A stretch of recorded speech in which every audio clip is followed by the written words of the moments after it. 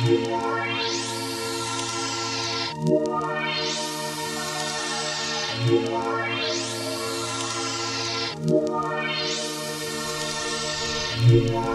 up, world? I'd like to welcome y'all to a Drug Dealer's Dreams podcast, yo. Shit is real. We got real guests. Yup. Informative. Yo, my name G. I'm Benny Blanco.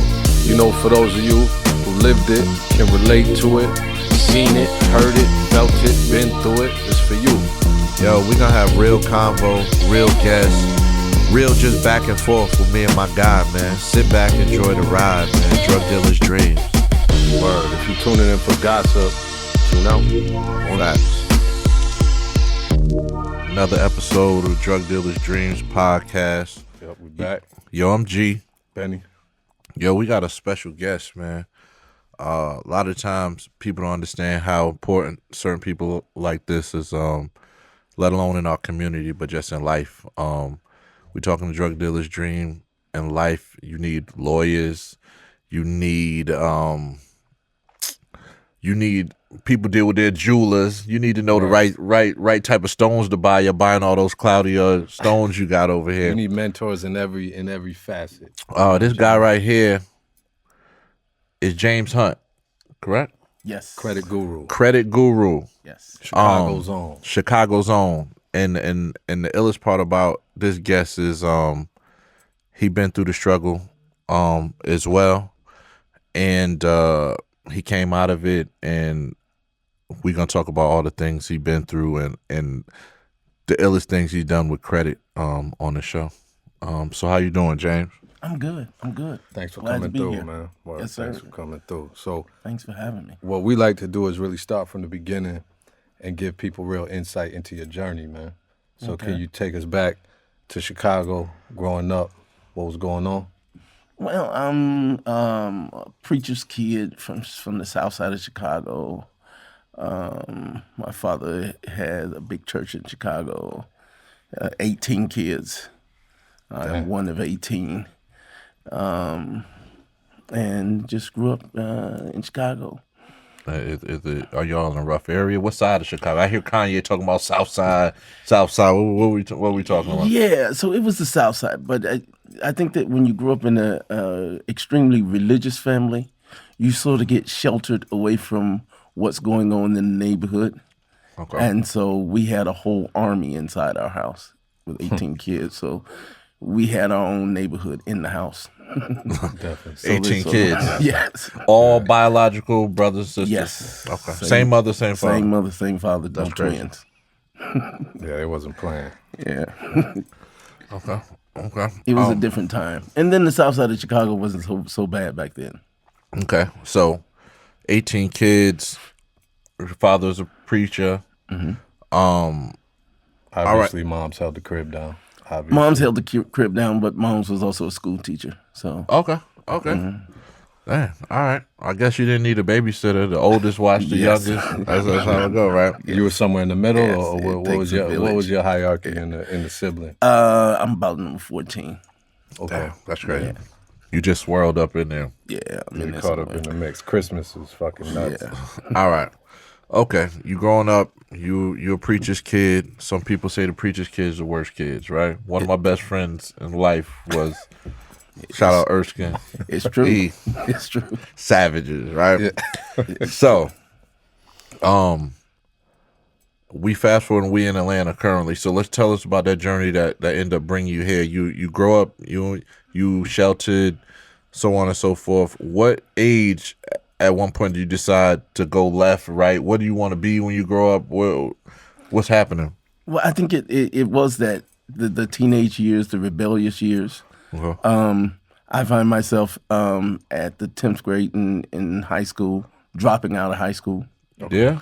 Yeah, Okay. and I know dropped Pops out wasn't of feeling high that. school. He wasn't feeling it, but you know what? Once you are number 14, they sort of like the strictness and everything else goes all down, and you get watered down. Mm-hmm. And so I could miss school; they wouldn't even know it. I was dropped out for about a year, and they didn't even know it. Wow. So, and then you just sort of like become that rebellious. So you grow up under a strict hand, and you get rebellious, and I started engaging into criminal activity, and it just sort of like took me down another whole path. So let's talk about criminal activity. What are we talking about? We keep it real with the people who watch. Are you selling weed? Is it coke, crack? No, so it was never. Hold on, and I'm sorry. What years are we talking about? Because people don't know how old you are. We in the 70s? We in the 80s? Yeah, so I just turned 55 yesterday. Okay, So happy birthday, man. Happy birthday. So this was like early 80s. Okay. And you just start getting a hand. I was exposed to Chicago's Gold Coast, which was another whole world from where I grew up on the South Side. And all of a sudden, material things and Gucci and Louis Vuitton became important to me. Okay. And I did every kind of scam that I could come up with to obtain those things, thinking that it would make me accepted into a certain clique. And so it went down a drug dealer's dream. slope. Yeah. So what kind of scams are we talking about? Like, It was do you always remember white how you collar. got your feet wet? Yeah, it was always white collar. It was Scalping always tickets. it was What you checks. do? A check. Okay. It was checks. It was bouncing checks and doing Is this high school still? yeah. High school years? Yeah, high Okay. school and after high school. Okay. So, and that led to a short bits of incarceration, Cook County Jail. Okay. I think that the worst thing that can happen to you is really Cook County Jail. And I think the worst thing that can happen to you is prison. Okay. Because what prison did for me is made me a wiser criminal. Okay. Now, hold up. We're going to get to that. And I'm sorry, audience, because I know y'all be tripping about me stopping the guests, right?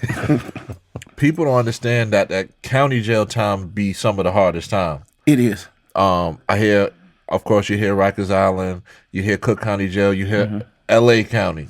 You hear them, they're notorious. So explain some of that, like you being the first time you going to jail. What's that experience like?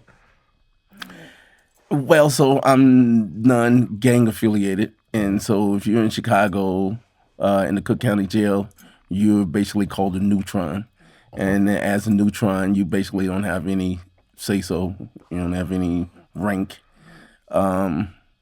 You do everything at the back of the line, and everybody else is sort of like all the shot callers and all that kind of stuff. So I was basically trying to be like a fly on the wall. Okay. So did you ever even consider getting affiliated? Nah, it never even crossed my mind. Okay. I was never into answering to somebody else. Okay. That was just like I answered to my father. That was like the worst gang I could ever been So- in. I would never answer to anybody else. Let me ask you a real question, right? Being the 14th kid, right, and like you said, your parents are somewhat burnt out by the time you come around, right? Is that safe to say? They've been through a lot. They and just got a raised whole bunch of 13 kids. of them, right? Yes. Do you think some of the reasons you were so rebellious was trying to get their attention? Do you think you was like, it was a cry for help almost to your pops, like pay me some attention? Yes. Absolutely. Absolutely. I didn't know it at the time. But in retrospect, yes, it was. Did it work? Did he show up at the court dates, or does he still give you the cold shoulder? No, I still got the cold shoulders. Okay. And almost the worse I became, the more I was ignored. And Everything was backfiring. yeah, it wasn't. So once you saw that your motivation was skewed, like you weren't getting the attention you wanted, was it really just all about the money? It was about the acceptance. I don't think it ever really You wanted was about somebody the, to accept the you. Your money. It friends, was about the somebody. acceptance or being accepted on that Gold Coast crowd. What And is the so- Gold Coast? Yeah, what's that? So Chicago's Gold Coast would be what Buckhead is in Atlanta. Okay. So it's that rich area.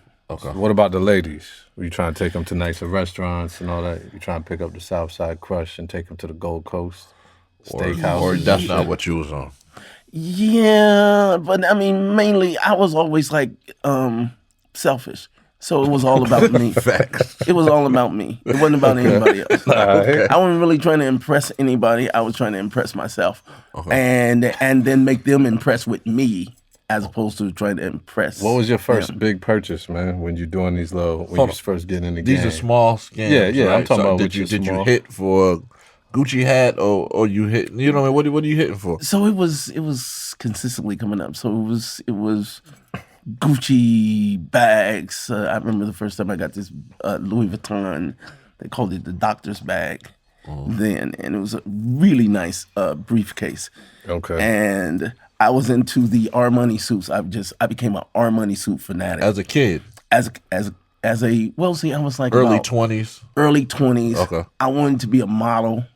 I thought I was going to be a model. So if you saw me walking up and down Michigan Avenue in Chicago on the Gold Coast, Michigan Avenue was basically my runway.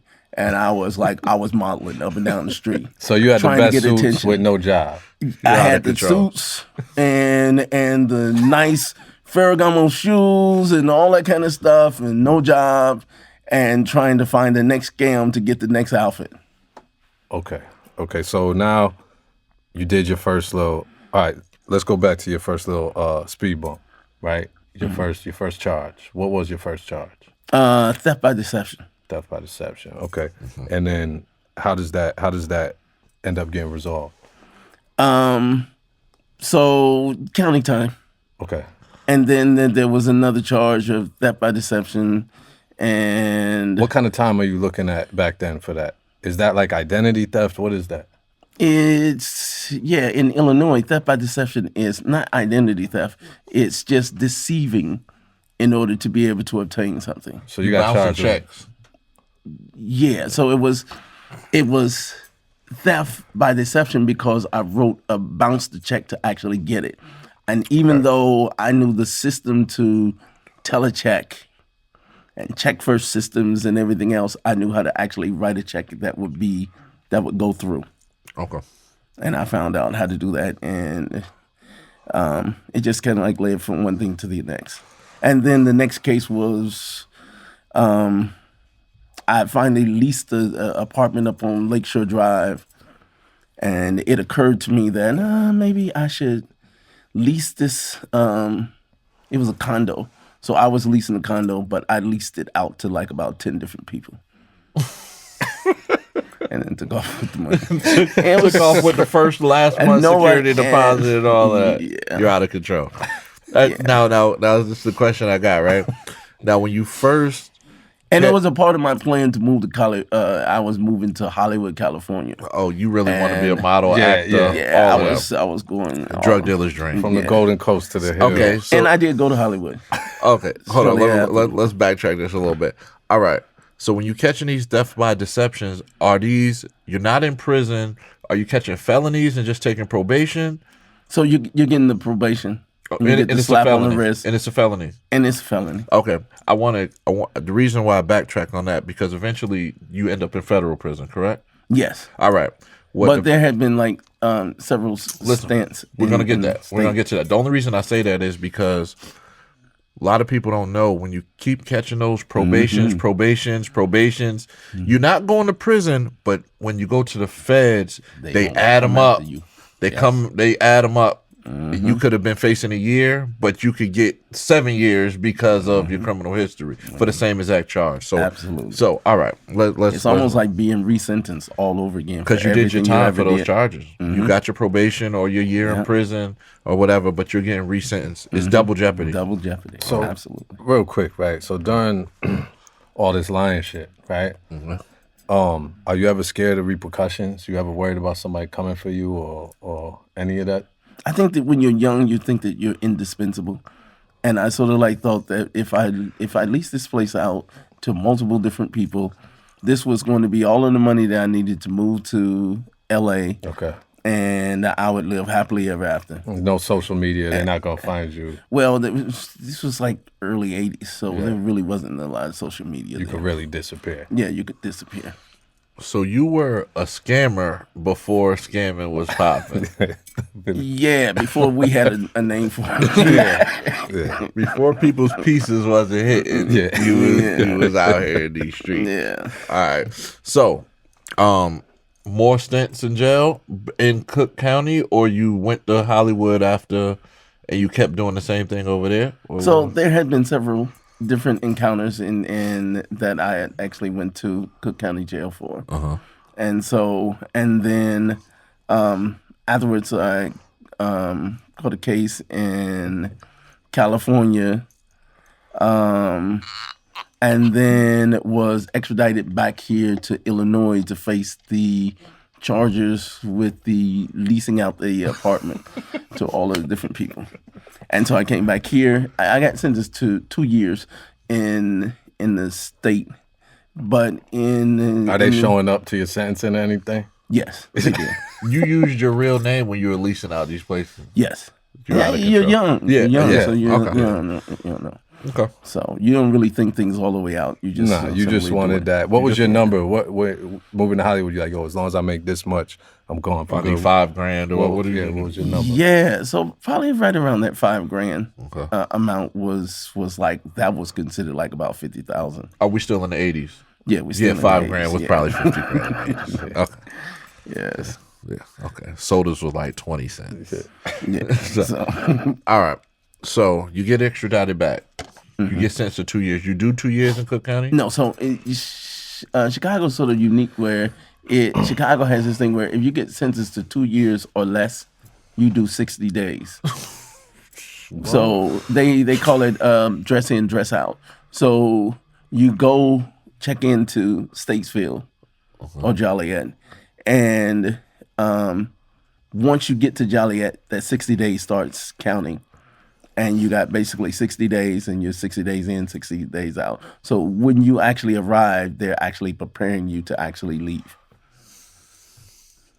Wow. Chirac? So Was that due to overpopulation? overpopulation, yeah. Okay. So So you wasn't feeling any type of reform. Yeah, I mean, you got 60 days. you consider it just like back in those days a slap on the wrist. And again, what I was saying is that prison basically becomes almost like a university for criminology. So it's you find out all the other things, and as you tell what you were doing, other people tell what they were doing, and it just like you collaborate, you meet new people, you take phone numbers, and you switch hookups, and you come back out of it, and you're worse than the way you went in. And they gotta be intrigued by what you're doing because you're not doing the norm. You know, you're around a bunch of motherfuckers who's doing the regular hustle, Right. and you coming in there, Armani suited up. You gotta be making Yeah, a and I name had for all yourself. the photos and all that kind of stuff, and I was just So like, you making a name show for out. yourself, Yeah, right? I got look at all these photos and look at this lifestyle. I was living. Okay. You get out, 60 days out. Where you go back to mom, dad's house? What you doing? No, at that point they didn't want anything to do with me. It was just like, oh, we're washing our hands with you. We don't know what we're giving you over to God. Okay. Wow. You don't have any siblings that are like, fuck that, I'm rolling with you. I'm trying to get on the game with you. No, Everybody's turning their back There on- really wasn't like a real bond. I think that sometimes when you grow up in a large family, it becomes everybody for everybody. Yeah. And you don't 18 really kids. have that It's like like crazy. bond. Yeah. Yeah. Okay. So what do you do from then on? At this point, all you can do is scam. Like you don't have education. This is the game you know. What's your next lick? So when I got out in Illinois, then out of the pen, I went back to California. So I did my probation here in broke? Illinois. Were you broke? Yes, but broke in the sense that I still had means in which to come up. No doubt. So it was never really a time that you was ever broke. Yeah. Okay. I would have to be almost dead to be broke. So what's the plan now? What's the master plan going to California? The plan for California is that it's like I had tapped into something, and I knew that there was. So I was fascinated by that Hollywood lifestyle. I lived in Hollywood, like up near Hollywood and La Brea and that same area over there, and like West Hollywood area. So you see all of the Close to Beverly Hills. riches, yeah, and all the know, riches and everything else. And so I'm fascinated by that lifestyle. And my theory was, I used to tell people when I was younger that I bet I'd come up faster if I'd rather be homeless in Beverly Hills than have a house in Compton. Okay. Okay. Not even Because I said- Chicago. You talking about Compton. I mean, on the other side of town. It's just like, I want to be here because if I'm here, I'm gonna come up and I'm gonna meet the right people, and it's just a matter of time. Every day I got up, I got up with that idea that today's gonna be that day. All right, so is your this fascination you talk about, is it at this point, is it the money yet, or is it still acceptance? It was the money, it was the acceptance. My vision of what money was from what I saw in Chicago to what I saw in Beverly Hills was completely different. So it just, That everything 5Gs I thought ain't I seem knew like a was lot just no like, more. yeah, it was irrelevant. So, and I got invited to started hanging out in the right crowds and meeting celebrities and all of that stuff. And Because like you're actually from Chicago, but you're like a Hollywood con artist. Like in so many ways, like you could blend it, like how people go to Hollywood to be an actor. You knew you could blend in and be who you wanted to be, because even in Chicago, you're an actor. You're writing these checks, Right. like playing a different person, basically. So you were perfect to be in Hollywood, because I'm in California a lot. I'm in LA. It's no disrespect to Cali. It's a lot of fakery. Yeah. So everybody playing a position. Oh, I'm this, I'm that. right, when right. ain't nobody really nothing. You know what I mean? Right. Like it's only 85% of people don't got nothing going on, but it's the 15% that do. But you can play that 15% that people think is believable. You know what I mean? no, it's acceptable in Hollywood to play whatever role you want to play. Okay. So acting is a full-time job. So So that was catered to you. So yeah, and I was an actor in Chicago before I even left.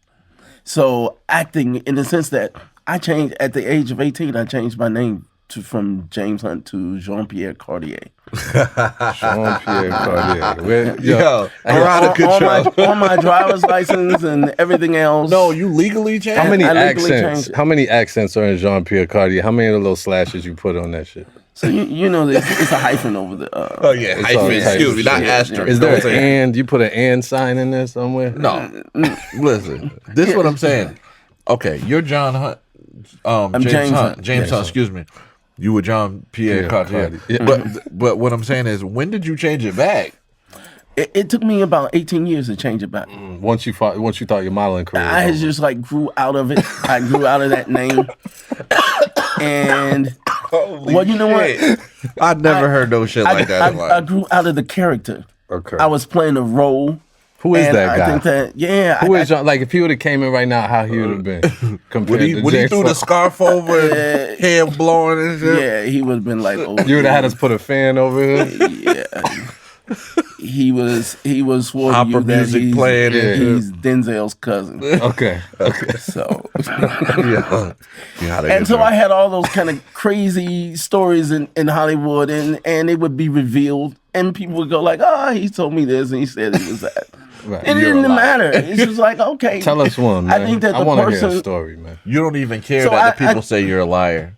No, it's about what line are you telling, is the lie believable Okay. at the time, and can you make that lie believable, and then can you live that lifestyle with that lie? Okay. And so Talk that shit. Yeah.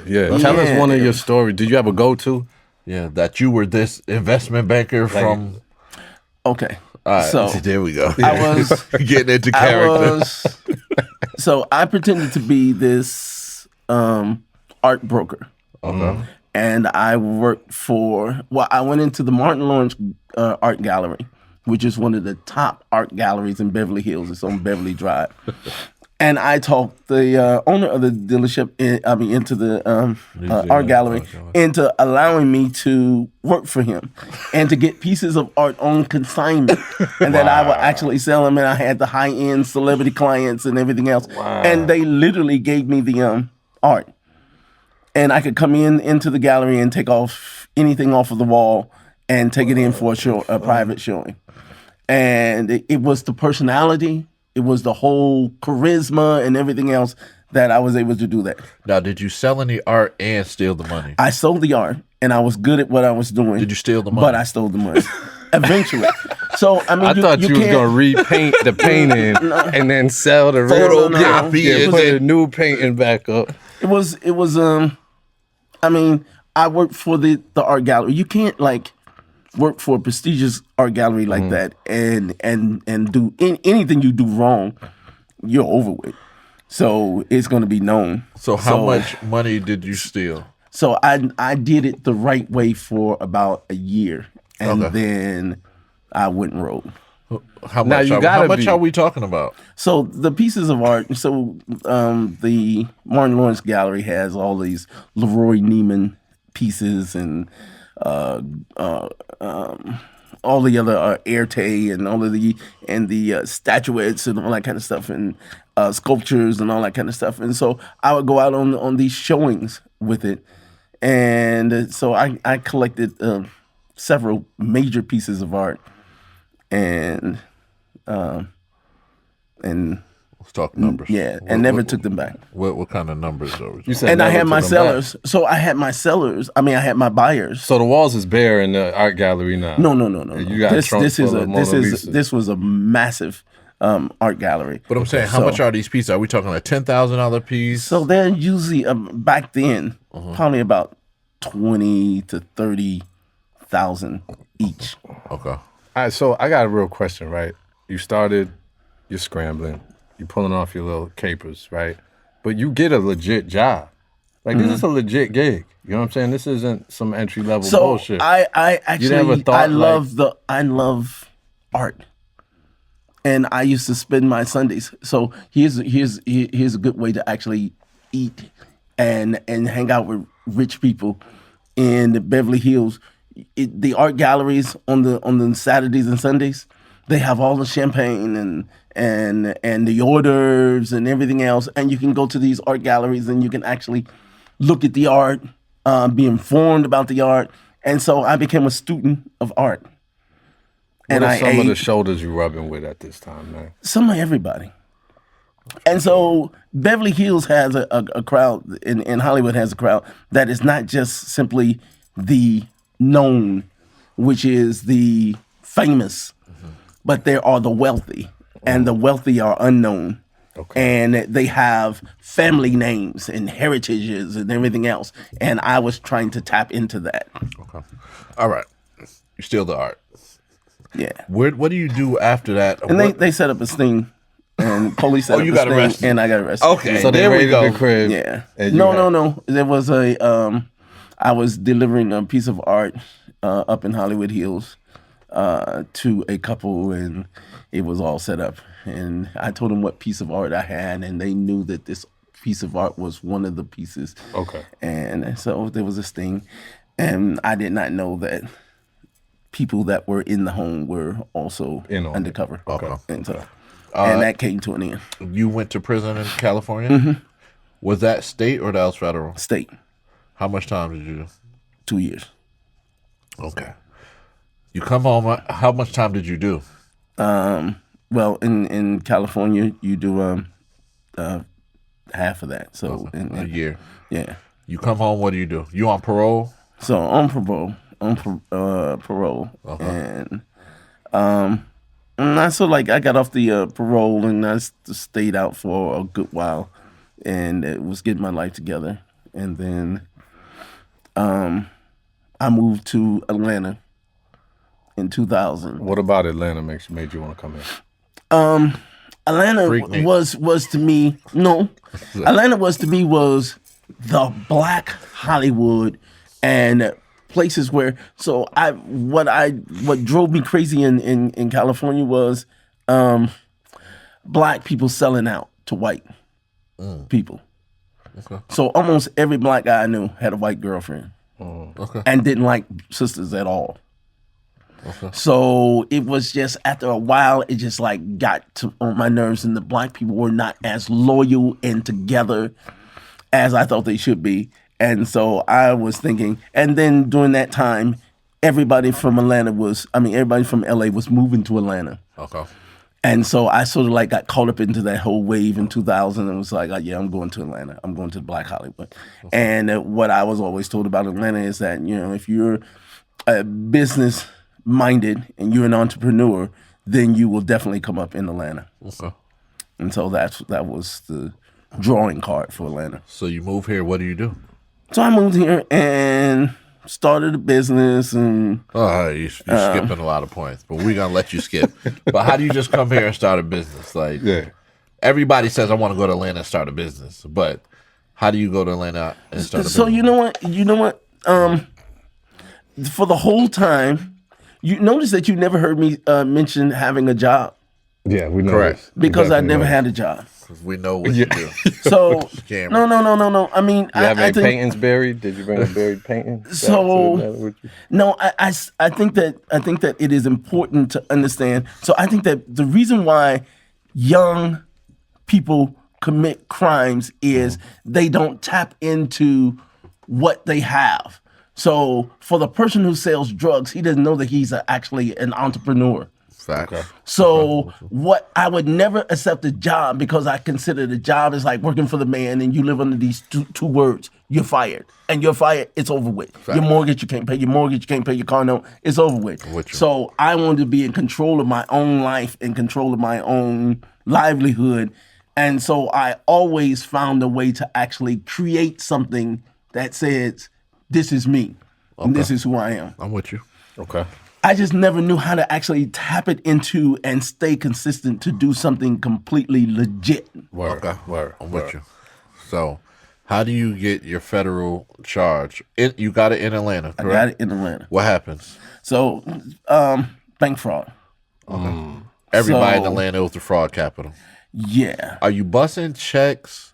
Are you dropping in an account? Ghost money?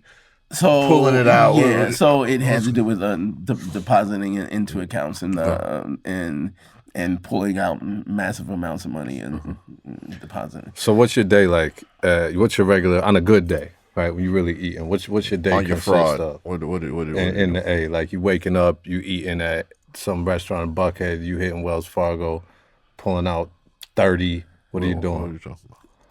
Well, so without like going into great detail, Right. you could literally You already been make- convicted of it, so yeah, you know, yeah. that's So for sure. yeah. So I was doing probably about maybe $50,000 a week. Okay. So Good white collar. life is good right and, now. Life and is there good right was and that was an average week, and I had some really good weeks too. Okay. now. How the ladies treating you in the A? With 50 No, a hold on. week? Look, no disrespect. A lot of people move here. There's a lot of homosexual. Are you on your lady strictly? What you got going on in here? You come here on bullshit? What are you doing? No, so I was always like, even from the beginning in Chicago and LA, I'm like into me. It wasn't your And motivation. the women were not the motivation at all. And so it wasn't anything with, I'm just like into me. Even to this day, No kids. no kids. I wear a ring. I wear a wedding ring. I wear a wedding ring as a distraction. And I wear a wedding ring as a distraction for one purpose. It's a Because distraction. models get mad pussy. That's why you No, got the wedding James ring on. Hunt. Let me stop you. You're a savage. No, Let me tell you why. I do know things. You're a savage. To wear a ring as a distraction? No. You're an So animal. I think that the ring was a gift that I gave myself like 2 years ago. You for Christmas. proposed to yourself. You even No, said no. that's more of a I savage. gave myself a gift for Christmas. Jean-Pierre Cartier. On last year for Christmas, I did this over the top Christmas. And people For yourself. people who know me know, and you've seen it. I did this Christmas tree in the house that's about an 11-foot Christmas tree, and I had gifts stacked up to about from the floor all the way up to about 10 feet You're out of high, control. all the way around the whole tree, Wow. and everything under the tree was from me to me, including me.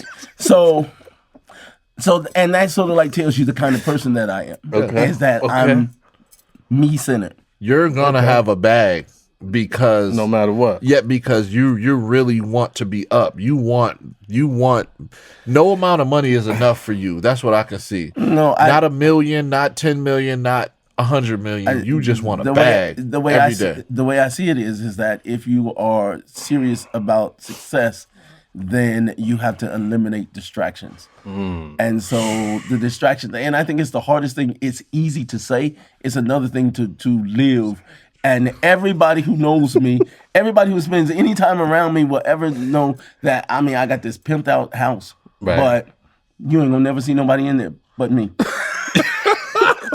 and it's just me. Yo, you are out of My control. God. Yo, listen, all right, so listen. Hold on. First of all, I respect your honesty. Yes, it's true. Yo, you claiming the shit, I respect that. All right. He said not male, female, him No. male, Yeah. all the way. All the way. Let's So, go. married to yourself, Christmas is for you, right? You wrote your own Christmas list, then you went and bought all that Yes, shit. hell yeah. All right, you wrapped the presents and unwrapped them. Right, all right. So, did you, yeah. It was over the top too because I had everything gift wrapped from Saks and Neiman Marcus and everything. It was over the top. Yo, so where do you get, all right, have you, I feel like, all right, so let me get on some introspective shit with you real quick. I feel like 18 kids, all right, Pops was authority figure, you find your own way, but I don't know if you found any real identity yet because you acting like you other people, right? And at this point, is the money defining, is it justifying who you are at this point? No, not at this point. So here's the thing: the 8 years that I spent in the feds changed my entire life. Okay, stop. Yes. You catch bank fraud in Atlanta. Yes. You get 8 years for bank fraud? 8 years. Okay. Well, so it was the money count. Okay. And you know how they do with the sentencing with the money count. Is and it your history. is it identity fraud as well? So is it aggravated identity fraud? You know, it gives it consecutive identity fraud, or no? It's just the money. No, it's and just the charge? money. Okay. Yeah, it's a charge. And over a 2-year period, 3 year, how long are they running it up? So here's the crazy thing about the feds is that the feds will actually watch you commit crimes and wait until you build up and get, and then come and snatch everything out from under you. And they'll add it up. Yeah. It's almost as if I felt like the last couple of years before catching the case is that I was working for the feds. And everything I was accumulating was for them. Okay. Let's talk about that. Did they ask you to tell on anybody when you got your charge? Do you have No, because co-defendants? I had no co-defendants. No. Because you was all out for Yeah, self. it was. You're a it was all selfish about me. savage. Oh my God. You even let nobody get no money. No. Well, so I saw it as like anybody that would that you put in and that would know something about it is a potential to actually They're a tell. distraction. Now. Okay. Yeah, to tell. So you just so like kept it quiet. Okay. Yo, you don't get lonely in that big ass crib, man. No. Come on, man. Never No. turn on some music. I mean, Someone's yeah, there it with can them. be. It can be. I mean, but I mean, Do you talk to your siblings? Do they come? I know you got a shitload of nieces and nephews. You got all type of extended family. So here's the thing with family. They want something. Family for 8 years did not write a letter. They did not send not one dime. Okay. They did not visit. They tried to come visit me here in Atlanta, in the big but house. I was right here in Atlanta, USP, Right. I'm for McDonough. years. And Did they live here? Did they live here? Yeah, one sister lived here. Okay. But they tried to come and see me, and now I'm the most important person in the family. Of course you are. You're Yeah, rich. of course. But yeah, You have money. so- Whatever. so- Rich. You can have 10,000, 100,000, or 1,000,000. People think you're rich. You know what I'm saying? Yeah. Like when you're doing better than Right, them, right, people of think course. you're rich. Yeah. So everybody's riches is defined by their own circumstances. Right. So Okay. That's so real. That's I, real. So- I don't really. I don't consider myself wealthy at all because I know all of the people that I know of Are richer than you. are all way richer Yes. than me. So good lord. So I said it all the time. You are who you hang around. yes, and if you're the richest person that you know in your whole clique, then yeah, You're around the wrong people. you around the wrong people. Okay. So you catch the bank fraud. You do 8 years. Where do you go? What federal prison are they sending you to? So initially, obviously you held over the pretrial here, so you come through Atlanta, USP, and I went to Macquarie, USP, That's in Illinois. Where is that? in Kentucky, Kentucky. Macquarie, Okay. Kentucky, way up on the hill, way down. It's like wow. Okay. And so I went to Macquarie, and then I had so I had additional charges, federal charges in Illinois also. So, and that they didn't run them. Well, I had like 2 different cases. Okay. So, but they eventually ran them concurrent. So I had to go out on a furlough from the feds to Chicago. Okay, hold on. You're still Jean-Luc though, right? Let me stop you. I'm still in custody. Let me But are tell you still Jean-Claude Luc? No. Let me say that. You're on the funny shit. Explain to him, because he hasn't been in federal prison. I have, right? When you leave a compound, going to court, they always say you're hot. You're telling, right? Like they'll be like, oh, he's going to court. He's going to tell on somebody. That's what a lot of times they say. Like, you've been in federal prison. Yeah. That's what they say. Yeah. You didn't have any co-defendants in the Chicago case. So right? you know how they do when you hit the yard. So they know who you are when you hit the yard. So the first thing you do when you're at a USP, they paperwork. want your PSI. PSI. So they want to see your PSI. Explain what your PSI is. A pre-sentencing investigation, which basically gives a written down, detailed about your case, who else was on your case, and whether you offered or agreed with the feds to offer testimony against anybody Give else. a 5K1 statement. That's a So snitch it's plea almost agreement. like it's the PSIs are now illegal, so they don't even let you bring them on the yard anymore because so many people got their heads busted open behind them. So so now, I mean, the word gets to the compound before you do. So if you did something, there is no place to hide. Facts. So your whole solo dolo lifestyle, that's helping you bid though, huh? It's helping you bid, but I mean, it's just like I saw things at the USP that I don't think that anybody should ever see. So it was Tell 'em worse how than violent. anything I ever seen. Yeah, like what? Yeah, Hold on. I'm sorry, everybody. I keep cutting them off. The USP is a maximum prison in the federal system. Okay. Yes. You got levels. You got a camp. You got a low. You got a medium. Even a medium high, and then you got a USP. Okay. So And then for there someone to are- have a white collar charge and a maximum federal prison, Okay. it's crazy because like they figure you're not supposed to be there. You're not supposed to be there. And technically I wasn't. So the reason why I was there was because I'm there, but once you go to team, then they realize that your points and everything else, that your points are not high enough to be there. That's senior But counselor when Macquarie you get was there. like this transition. It was transitioning from a medium USP. Like Atlanta right now is a medium, medium. USP, even though it carries a USP, but everything really still goes on down there. So anything can happen in Atlanta. So I saw all kind of craziness in Atlanta. What about you? at What you seeing in there? Stabbings. You see yeah, him. so Explain it. the racial riots, and it was just the tension. When I got to Macquarie USP, it was the tension on the yards, and I didn't know the signs initially. And you see things going on, and I didn't pay attention that people were putting on gloves and everything else. I didn't know it until it just went down. And all of a sudden, it's going down, and it's going down in pockets all over everywhere. And the police are shooting from the towers and everything else, and people are climbing up a barbed wire gate. First of all, you're locked in the yard, so you can't get out. And they climbing up a barbed wire gate at the risk of being shot because somebody is climbing up the gate Trying to behind stab them, them. stabbing them. Okay. Now, Oh, it was violent. It was now, violent. the illest part about what you said is, at the end of the day, you're a white collar guy in this crazy scenario. Even we're gonna date back because this is like a parallel in life. You're in Chicago, not trying to be in no gang. You're actually, you want to be on Michigan Ave on the runway, Right. but you find Armani yourself suited up. in prison, not really know what's going on with people putting on gloves and stabbing people, because at the end of the day, you're from South Side of Chicago, but that doesn't mean you're in the street. Right. You're in the pen, not in the street. People don't understand that. No matter, and I say that no matter if you do white collar, no matter what charge you do, you say, "Oh, I'm staying out of the radar. I'm not going to be a crack dealer." You still can be in that environment. You know what Yeah, I'm so saying? if it's a racial riot, then you gotta participate. And if your people see that you're not participating, then they're gonna come get you.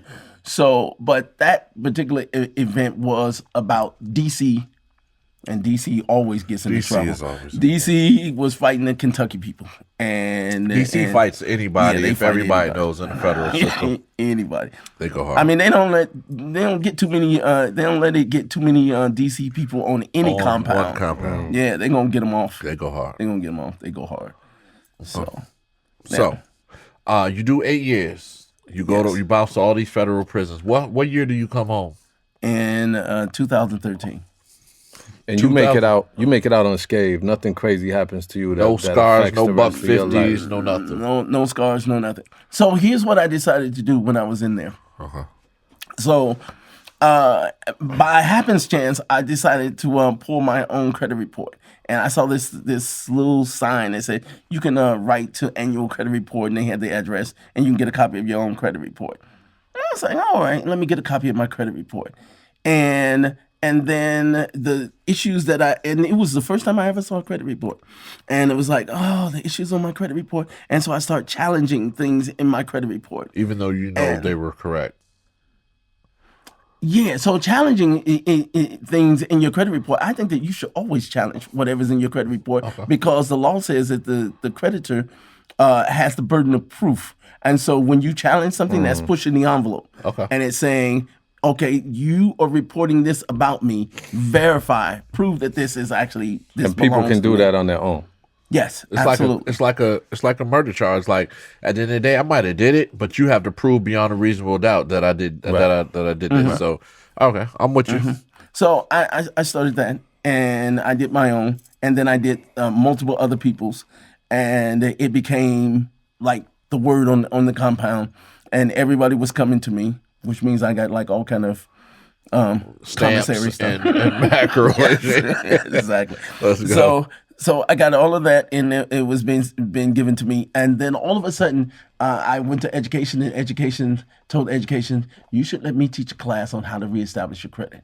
Okay. And This is the transition. and I didn't know. And so I think that literally all of my steps on everything that I went through was all on this path and on this journey. And when you look back on it, you realize that all of this stuff had to happen in order for me to get right here to where I am. Okay. And even from the beginning, when I first got locked up and I was at ACDC here in Atlanta, I started doing a little class in a little day room about getting your credit together and educating people about credit. And up until that point, I had never even seen a credit report myself. We were just talking. I'm just reading books and everything else, and I'm coming back. I'll go and read in the cell, and then come back in there like the expert. Don't know shit. So still the acting. So Right. and so I become the author of the book, and telling everybody about it, and everybody listened to me, and that was intriguing to me to have everybody's attention. So eventually, education let me teach the classes on how to reestablish your credit.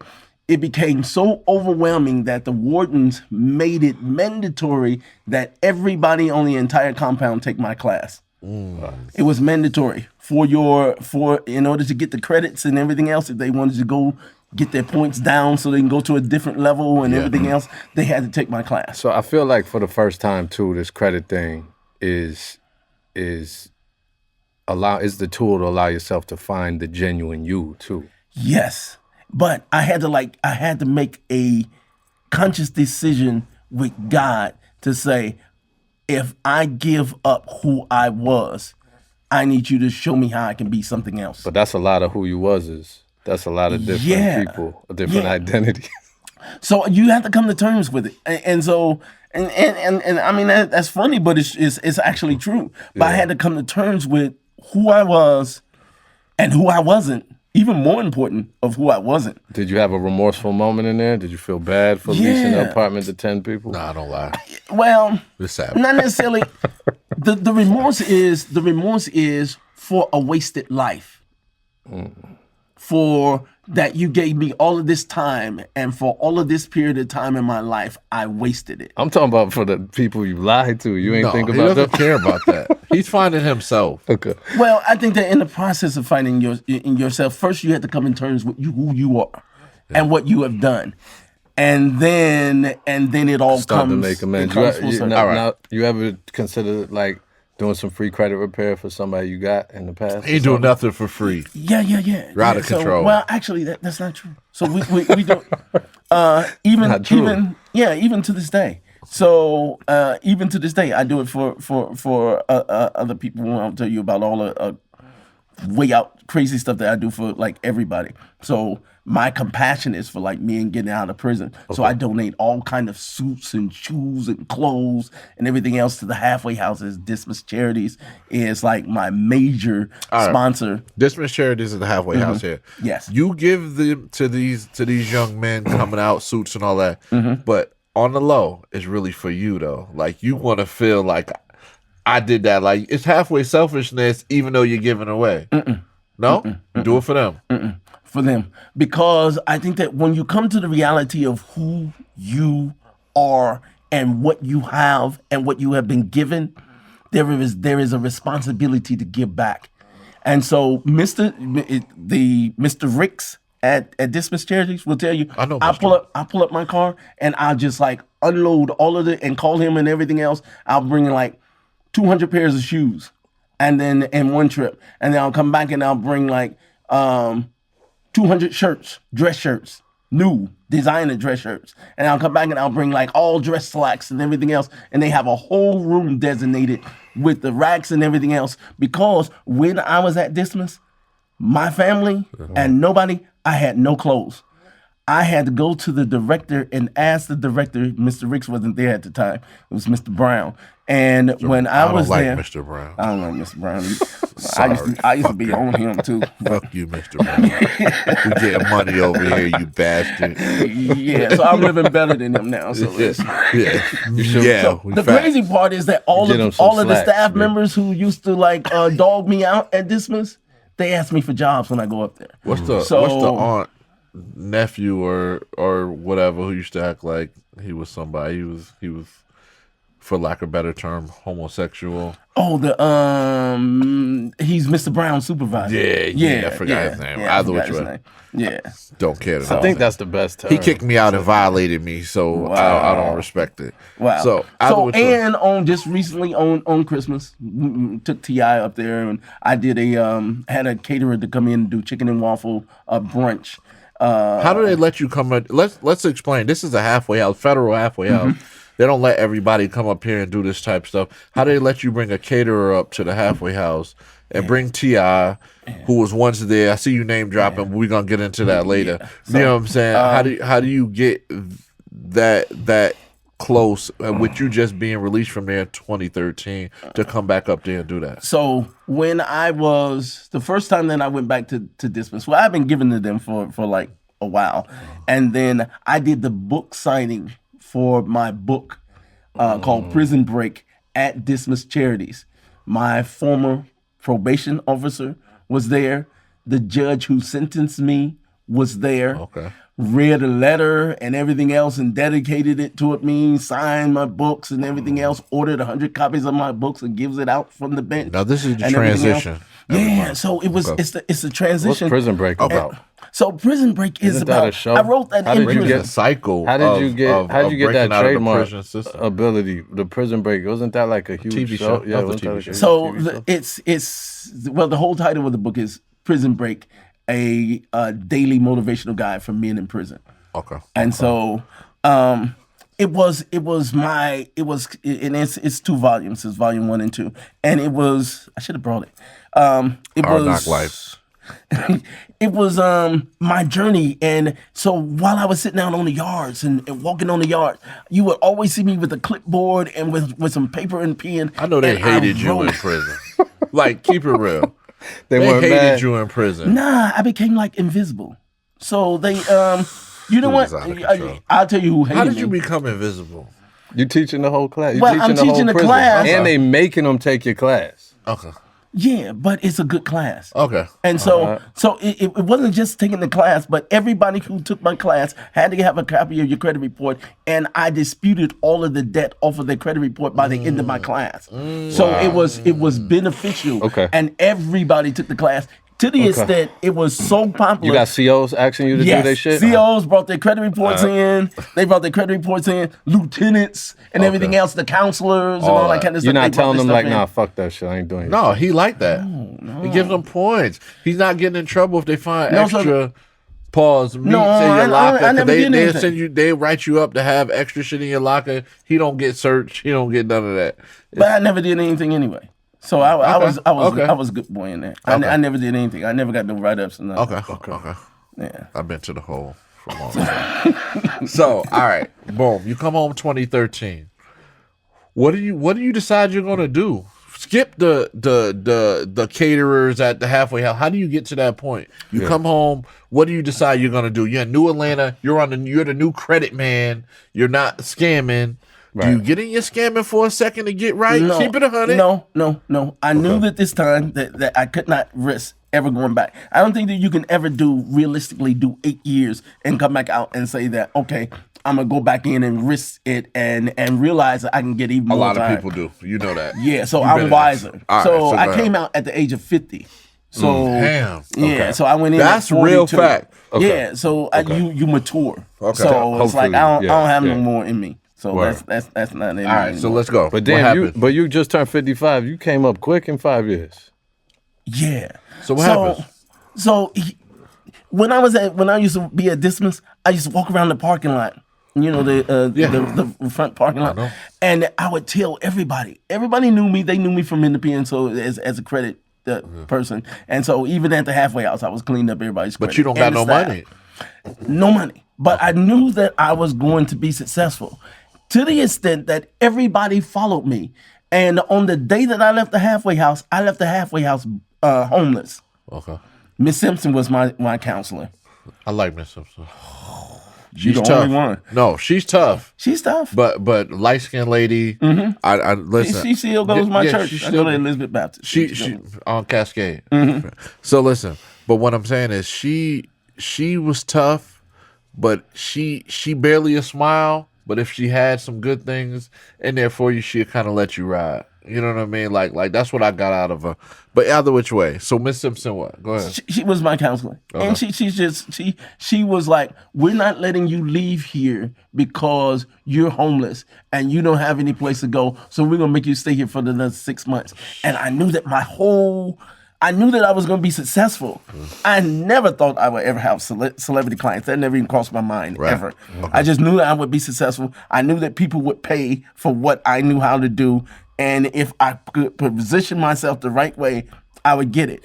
And there was all kind of signs. So people who worked and had jobs at the halfway house, when I left the halfway house, they quit their jobs and followed me.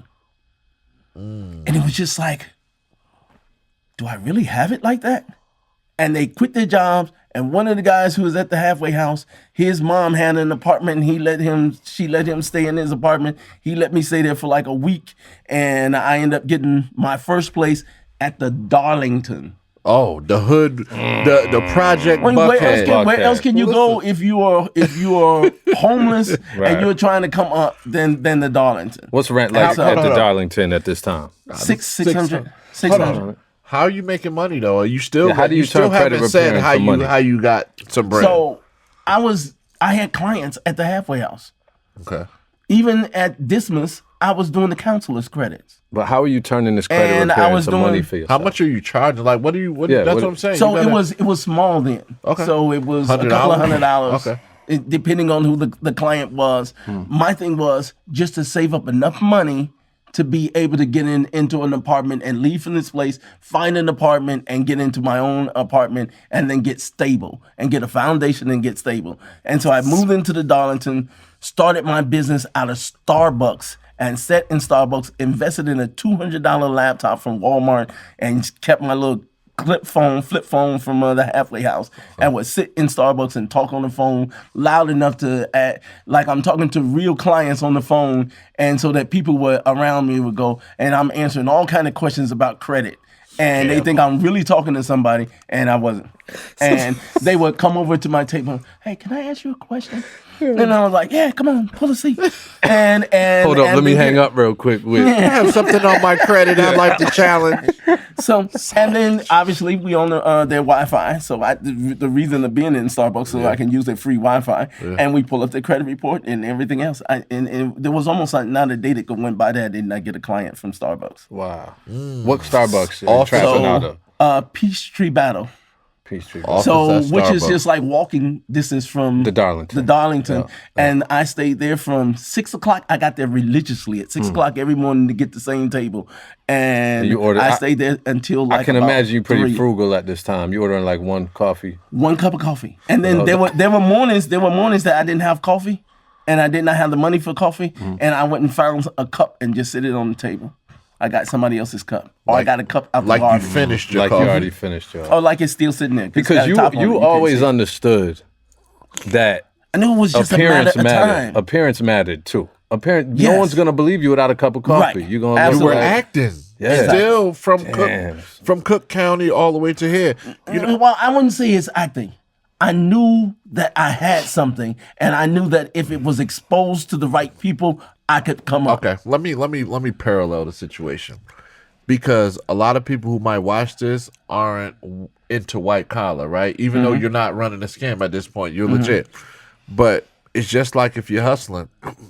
If you look fucked up, nobody gonna shop with you, bro. Yeah, it's image. So Especially in Atlanta. It's a difference. You need to pull up in something nice, look good, even if that's your only outfit. Right. Yeah. And it might And be a that's decent crazy. rental car. I but had 2 dudes might shirts and see- 1 pair of Yeah, pants. dudes might see, damn, what he got going on. Word. I know he used to be alright, but he's still looking good. I want to rock with him. You don't know what I've been through when I just came home, but I look lit. Right. Yeah. So you want to fuck with me. But if I'd have came home, yo, bro, I only got 1 shirt. Yeah, Let me get yeah, $1. yeah. No one's gonna fuck Nah, with you. you still got to maintain that same confidence. Right. The illest part about his story is, through all the situations, I don't care if he went to the Gold Coast from the South Side Right. to Hollywood, the man had the same confidence. Yeah, you did. When he ain't You did. have nothing. Right. And that's tough. Nah, that because is. you lose self-esteem. Especially at when that you, When you age. don't, when Especially you don't, at that age. When you don't have nothing. I'm not 50, but I've been 20 Yeah, and and be I stressed don't the got fuck shit. out. I don't Word. want to go nowhere. Word.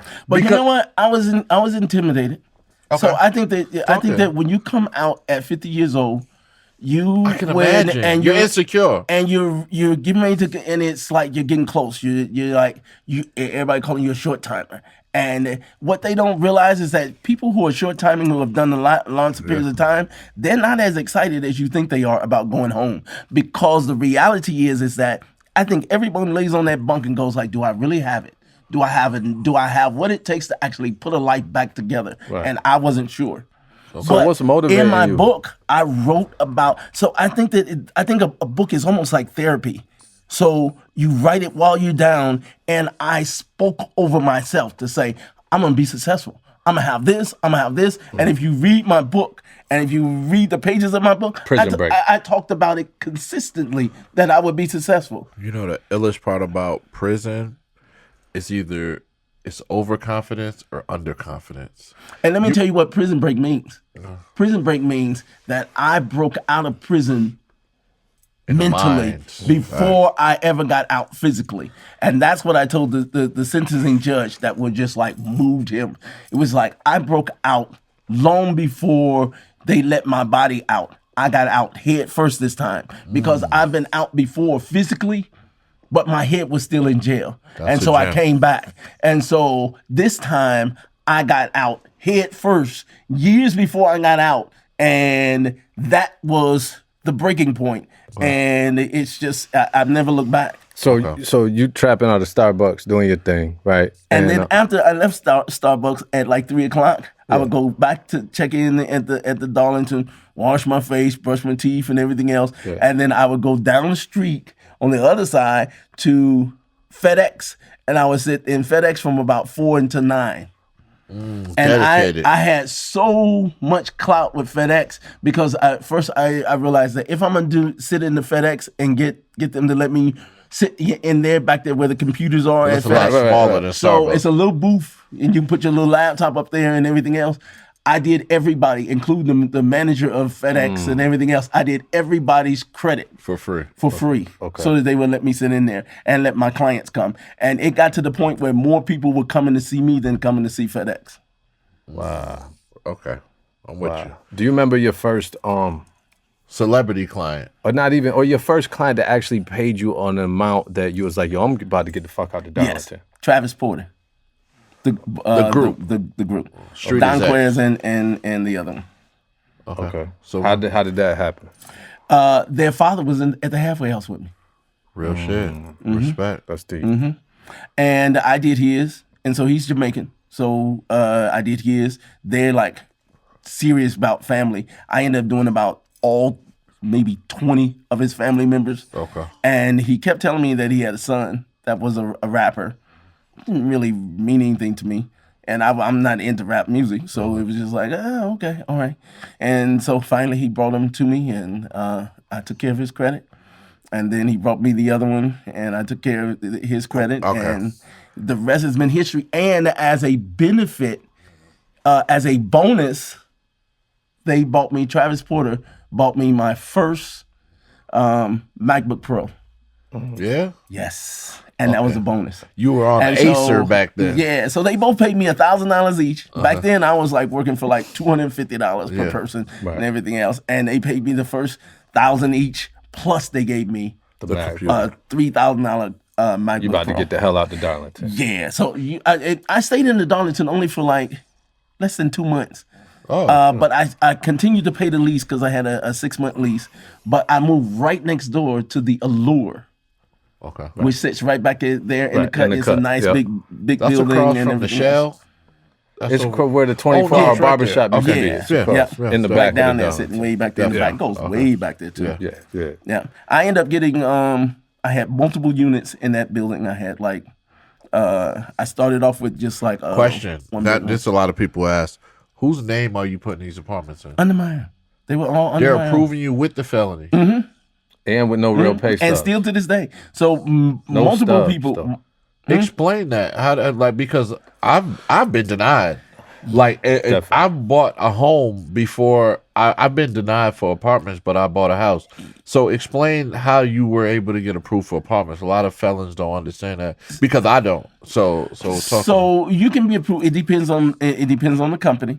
And I have recommended multiple people who were at the halfway house with me moved into the Allure because their policies or was relaxed. Okay. And so they would let you in there.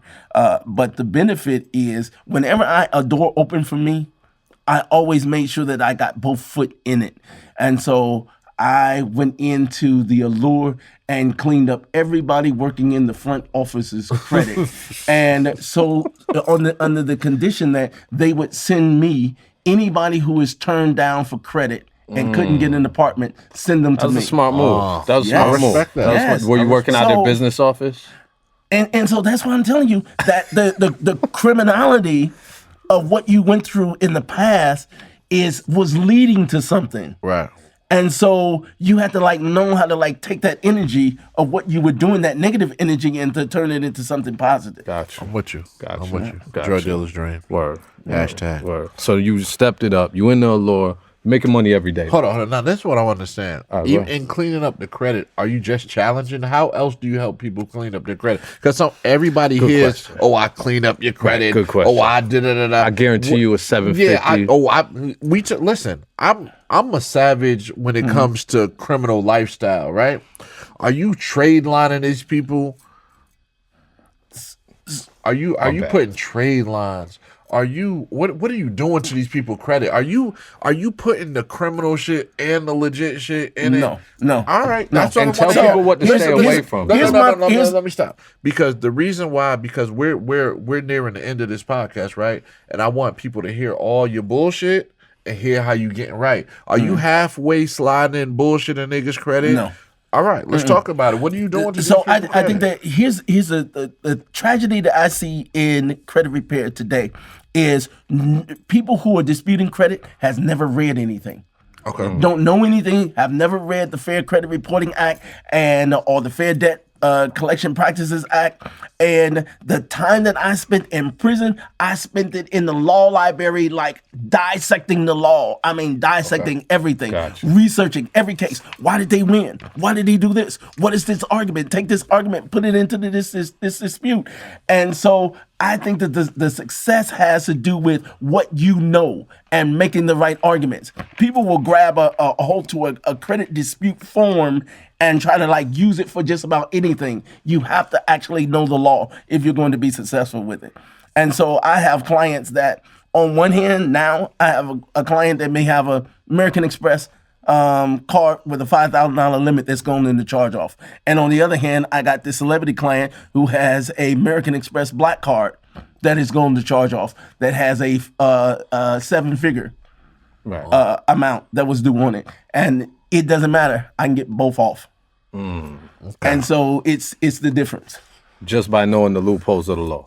Okay. Not necessarily knowing the loopholes of the law, but knowing the law and how to use the law in your own behalf. Okay. All right. So I don't think that you should look for loopholes. I think that you should just simply know the law and use it in your own behalf. All right. Okay.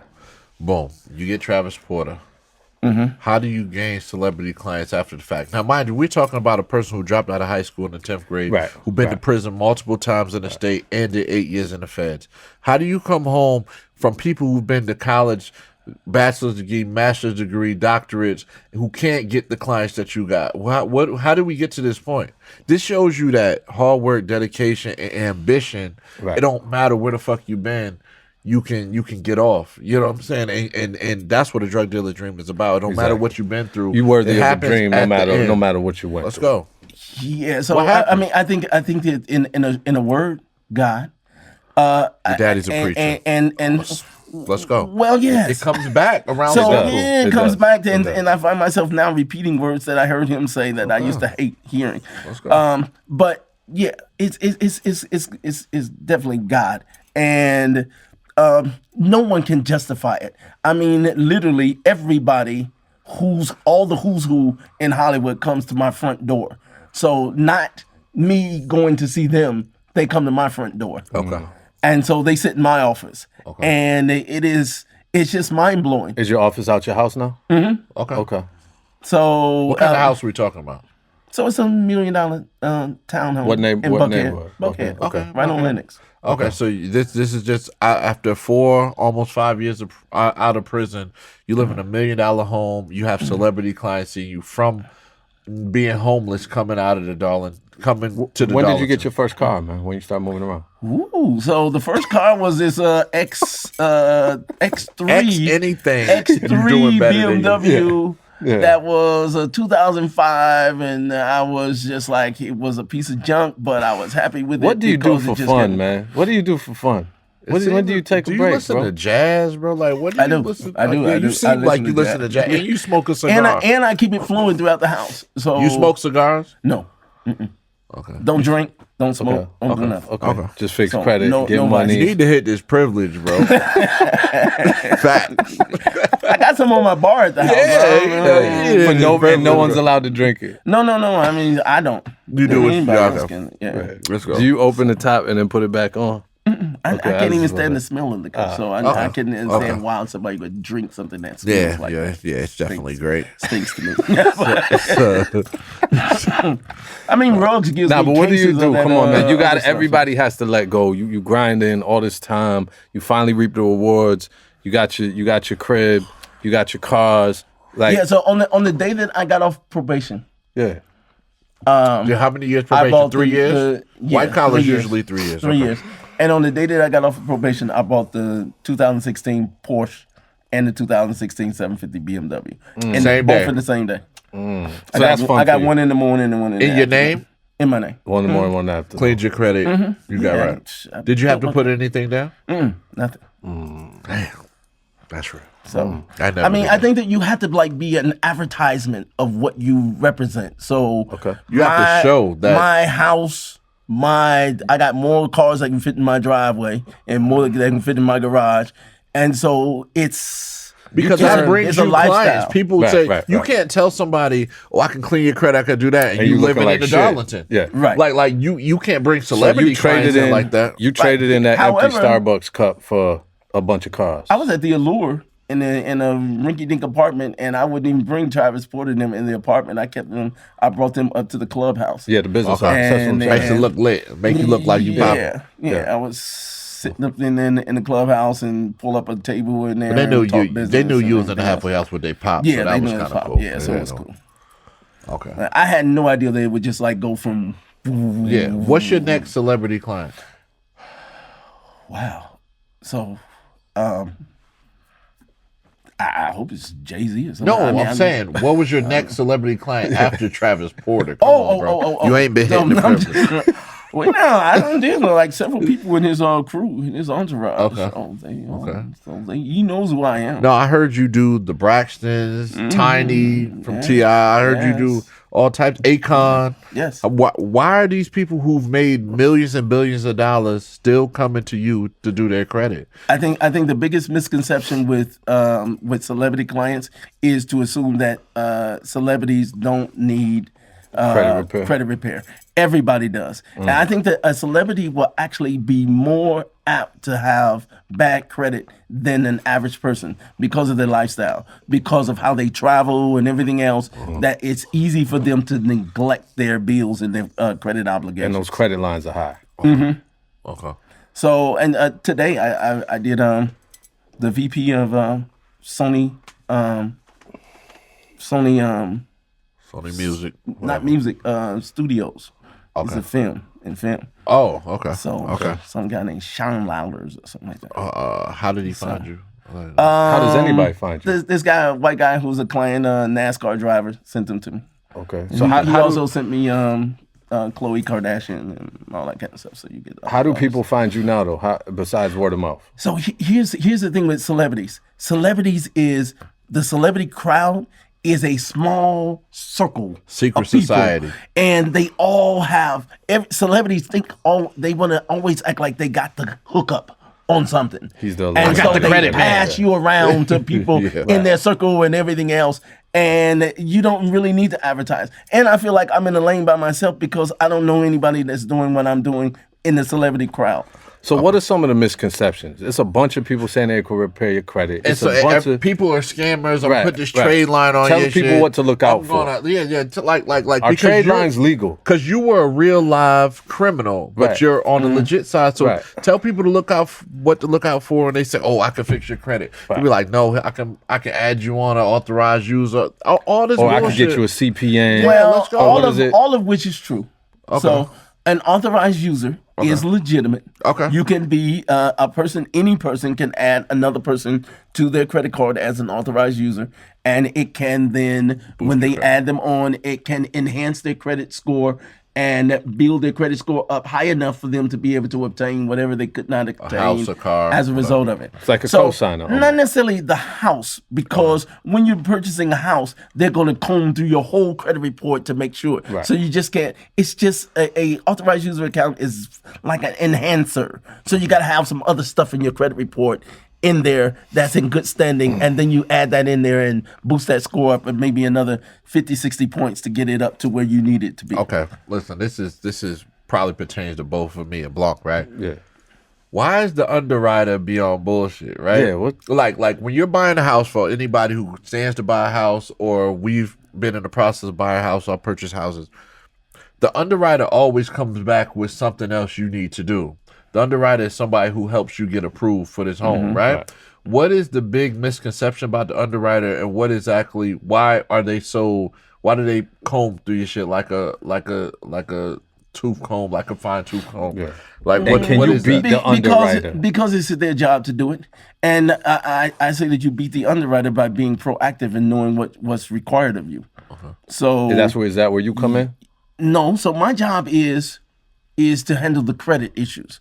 So I have like a whole team of loan officers at Bank of America, Chase, Wells Fargo, and That you everything have built else. relationships with. That I built relationships with. The loan officer at Wells Fargo was the one who brought Akon to me. Okay. So you have relationships with these people. The loan officer at Bank of America, Gia brought me Usher. So it's you get like different people and all the loan officers. They know everybody. They know how all of their high end clients for that bank. And whenever their clients have an issue, then they bring them to you. You know the illest part about And meanwhile, all the loan officers, the reason why the loan officers do it, and these are my local people who are here in Buckhead, the loan officers, because I purposely targeted them and cleaned up their own credit. And don't be intimidated by loan officers because the majority of them have bad credit. I'm feeling like we are owed a credit cleanup because you're on the podcast. I feel like we should have asked. I don't care what my score is. My shit can get high. Extra 10 points. You know the illest part about what I want to say about him being on the podcast is don't ever think you're too good for anything. You know what I mean? It's like the confidence he have on this show. It don't matter.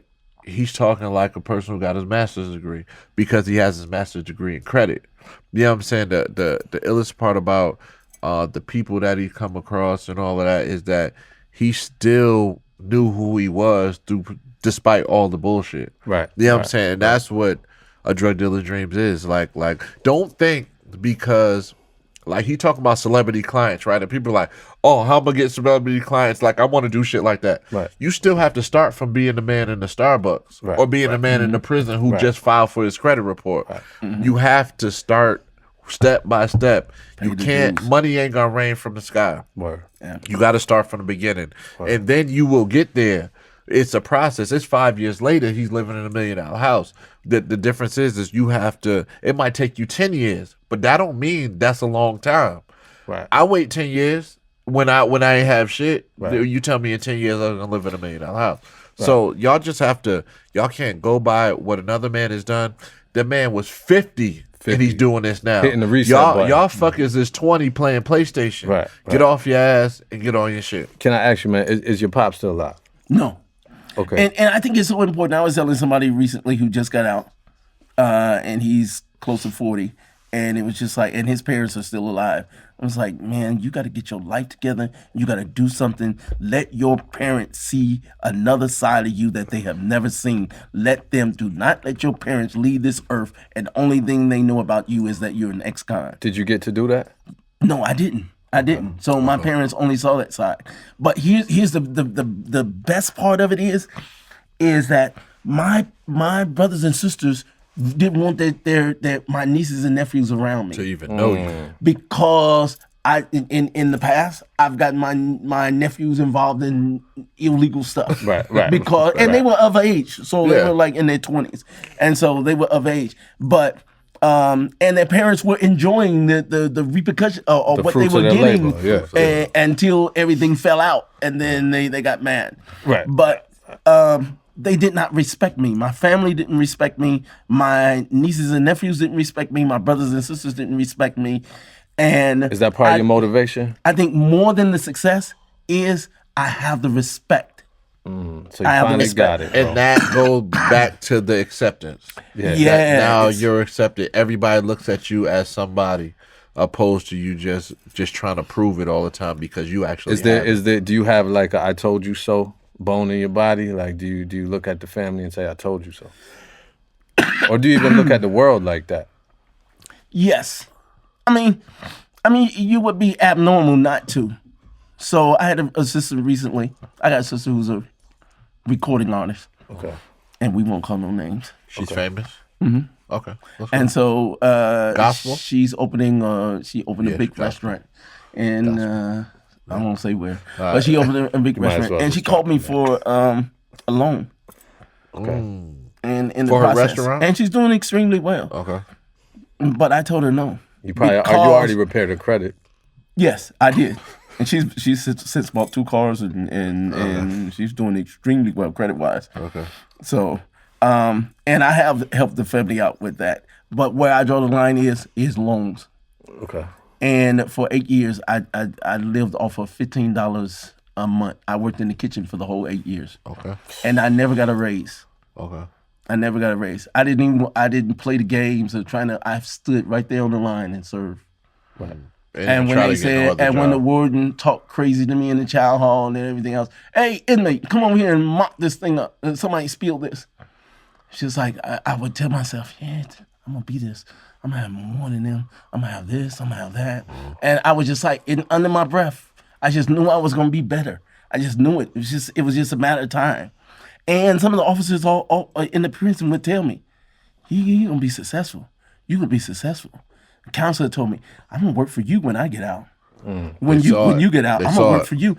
And it was just all of those little signs were just like little red flags that was just like you on the right road. People quitting their jobs just to follow you. You leaving the halfway house. It was just all of those signs was there, and it just kind of like all worked out. And I think the most important thing to success is giving back. And if you talk to Mr. Mr. Rick will tell you I give everything. I did the whole Thanksgiving dinner for them on Thanksgiving. Okay. Catered. Real shit. With everything. Are you giving direction at this time, man? Because it's cool to get like a button down or some fucking slacks, but these ones, they looking for direction. Yeah, so I'm working with Mr. Rick. So we got like this coat drive for the homeless that's coming up this at the end of this month, and so we're gonna do the coat drive for the homeless that's for homeless people downtown. We did it last year also with him. But so I think that to whom much is given, much is respected. And so I'm taking like my NFL players, and John Abraham is supposed to go up there and do some motivational talks and all that kind of stuff. So I'm trying to use this celebrity clientele base that I have to empower other people. Get back. Yeah, so Flocka's foundation called Walk with Flocka I'm getting him a part of all that kind of stuff. So I'm using the people and the connections that I have to do a positive work. All right. On the wrap up, all these celebrity clients, $1 million town. You informed me you have a TV show coming out backed by Akon. Yes. Called The Credit Guru. Credit Guru? It's called Credit Guru. And it basically features me as the credit guru to the stars. Okay. And so it will be this MTV Cribs type, over the top, successful Atlanta celebrities in film, music, sports, and everything else, and showing their lifestyles and what they got going on, but also showing their issues and what their credit issues are and what's hindering them, and then coming to see me, and I go through this whole session with them of getting their credit in order and giving them sound advice and holding their feet accountable, holding their feet to the fire, and eventually you will see them get and obtain all of the things that they were seeking to attain. I think they should reenact your By Yourself Christmas on the first episode to introduce yourself. Like opening up all your gifts by yourself, throwing wrapping paper. And this is just what I wanted. I'm telling you. Telling yourself thank you in the mirror. You could write me in as executive producer. So you did record your By Yourself It's on Christmas. Instagram. No, but you know the illest thing about it is you gotta pull the Scarface. The world is mine. Yeah. No. Oh my. So in my book, in Prison Break, on Christmas Eve, the motivational book is a 365 days of motivational talk. So December 24th, I wrote this motivational piece called Silent Night, and I was talking about how quiet it was in the prison. I thought you meant because nobody at your house. No, it was like it was. So it's Prison Break, and so we were writing it about this. I was locked up, and I talked about on Silent Night that this is a time for reflection, and I promised myself in that motivational thought that I would give myself the best Christmas that I've ever had, and I did it, and I didn't do it this year. Okay, makes sense now. I Makes did it more last sense year. now. I'll never do that again. Okay. I was just like, it was over the top. On the wrap up, James Hunt books out. Coming out. Books out. You have a Prison new book Break coming 1 out. and What's 2. the new book? The new coming book out? is called Debt Free is the New Rich, and it features me as it. And so Debt Free is the New Rich, and it features me as the credit guru to the stars. And you got the model on the back, right, with the ill headshot. No, my back of logo your is on the book? back. No. I thought you was gonna go with like a chin pose. You ain't do the hold your chin pose. Nothing. Like Rich Dad Poor Dad. Yeah, Nah, fuck it. No. So anyway, I did a good pose though. everybody in prison reads Rich Dad Poor Dad. By the way, Yes, I read it too. In there. Fact, me too. So, on the wrap up, man, this just shows another edition of A Drug Dealer's Dream, another episode Thanks for coming out, man. 100%. Word. The illest part about it is it just shows, man. Like sometimes prison ain't rehabilitation; it's just time. Some people would take prison to rehabilitate, but sometimes it just take you to figure out that you was on bullshit. You know what I mean? And you keep doing this bullshit. It doesn't have to be prison. It could be keep hurting women, and then you realize on the last try, I need to do right by her. It's the same scenario, and I respect that you change your life. You don't intend on doing wrong to go back to prison. I don't want to see you in 3 years and we interviewing you from Atlanta USP because you was back on your bullshit. So that's the illest thing about it is you on the right path. If you can see by now from going from being homeless to being $1 million houses, that shows that you figured out something you could do legally, and on top of that, not working for somebody and being fired, that you can be an entrepreneur. So you moved to Atlanta to be in Black Hollywood and be in the land of opportunity. Like you said, I'd rather be in Hollywood Hills broke than be in Compton with a house. That's the same way. That was a powerful statement. The same way we feel about being in Atlanta, opposed to being back home in New York with rich. I'd rather be here fucked up, even though we doing damn good down here. Yeah. So I definitely your story is inspiring. We love the people have people on here that inspire us, inspire other people. A Drug Dealer's Dream podcast. G Blanc, James Hunt from Chicago. We out. Self-motivation, man. That was big in you. The most powerful motivation is self-motivation. Yes, Congratulations, bro. Yes, sir. Word. He fake tricked me because I thought he's a full-out scammer. Right. And if he was a scammer, he's a good scammer. Right. I'm still not giving him my social. Yeah. You know what I'm saying? But at the end of the day, I think he knows what he's doing. He does.